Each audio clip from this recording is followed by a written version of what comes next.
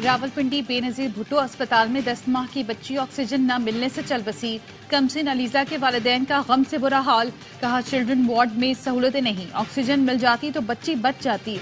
अस्पताल के एमएस का ऑक्सीजन की कमी मानने से इनकार। कहा ऑक्सीजन का कोई मसला नहीं, मरीजों का लोड ज्यादा है।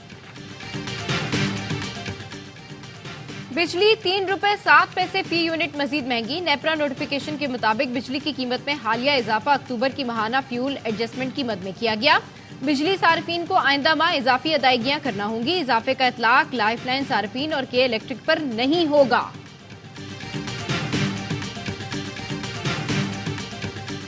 और तहरीक इंसाफ के इंट्रा पार्टी इलेक्शन चैलेंज। बानी रुकन अकबर एस बाबर समेत मुतादिद कारकुनान ने इलेक्शन कमीशन में दरख्वास्तें जमा करा दी। पार्टी इंतखाबात कलदम करार देने और दोबारा इलेक्शन कराने की इस्तदा। दरख्वास्त में कहा गया पीटीआई इलेक्शन महज दिखावा, फरेब और धोखा थे। इलेक्शन कमीशन शफाफ इंतखाबात कराने तक तहरीक इंसाफ को बल्ले का निशान इस्तेमाल करने की इजाजत न दे। इलेक्शन कमीशन किराए के दरख्वास्त गुजारों की हौसला शिकनी करे। 2011 में पीटीआई से निकाले जाने वालों की दरख्वास्त उलझाने की घिनौनी साजिश है। तर्जुमान पीटीआई कहते हैं तहफुजात के बावजूद तहरीक इंसाफ कानून के मुताबिक इंट्रा पार्टी इलेक्शन की दस्तावेज जमा करा चुकी है।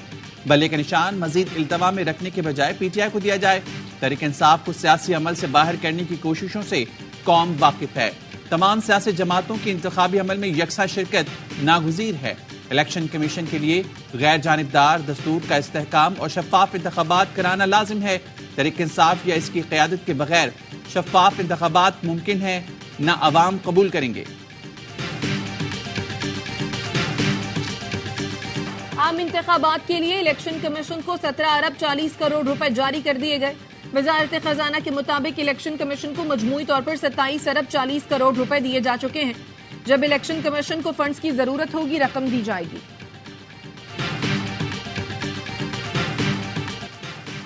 इलेक्शन के लिए तैयार हैं लेकिन इंतखाबात का माहौल चाहिए। मौलाना फजलुर रहमान का कहना है 2 सूबे बदअमनी की लपेट में हैं। रात में मुसल्लह अफराद आ जाते हैं और दिन में पुलिस आती है। क्या इस बदअमनी की सूरत हाल में इंतखाबी मुहिम चला सकते हैं?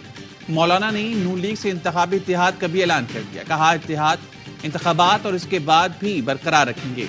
इंट्रा पार्टी इलेक्शन से पता चल गया पीटीआई पार्टी नहीं है। पीटीआई एक गुब्बारा था जिसमें हवा डाली गई थी जो अब निकल चुकी है। इंतखाबात को मुतनाज़े बनाया गया तो जो हुकूमत बनेगी वो डिलीवर नहीं कर सकेगी। आवाम के वोटों से वजूद में आई हुकूमत ही मसाइल से निकाल सकती है। रहनुमा पीपल्स पार्टी राजा परवेज अशरफ कहते हैं इलेक्शन अमल कमजोर करेंगे तो मसाइल से कैसे निकलेंगे। इलेक्शन कमीशन का काम न्यूट्रल होकर तमाम जमातों को लेवल प्लेइंग फील्ड देना है। तमाम इदारे मुल्की इदारे हैं, किसी जमात के नहीं। तमाम जमातें इलेक्शन को मुतनाज़े बनाने से गुरेज करें।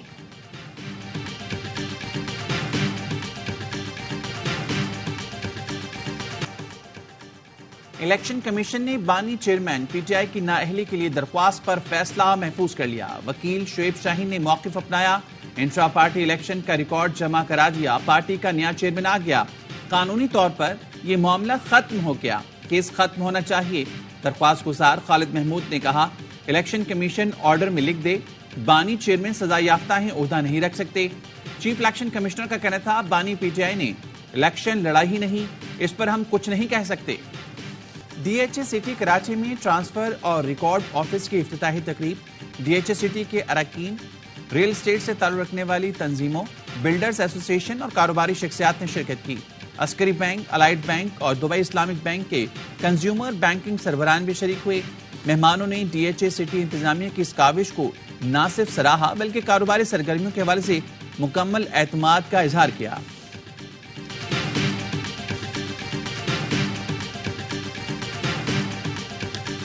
पाकिस्तान स्टॉक मार्केट की दूसरे सेशन में जबरदस्त तेजी। इंडेक्स 63,000 की सतह को छूकर वापस 62,956 पॉइंट्स पर आ गया। 100 इंडेक्स 462 पॉइंट्स इजाफे के साथ तारीख की बुलंद तरीन सतह पर बंद हुआ।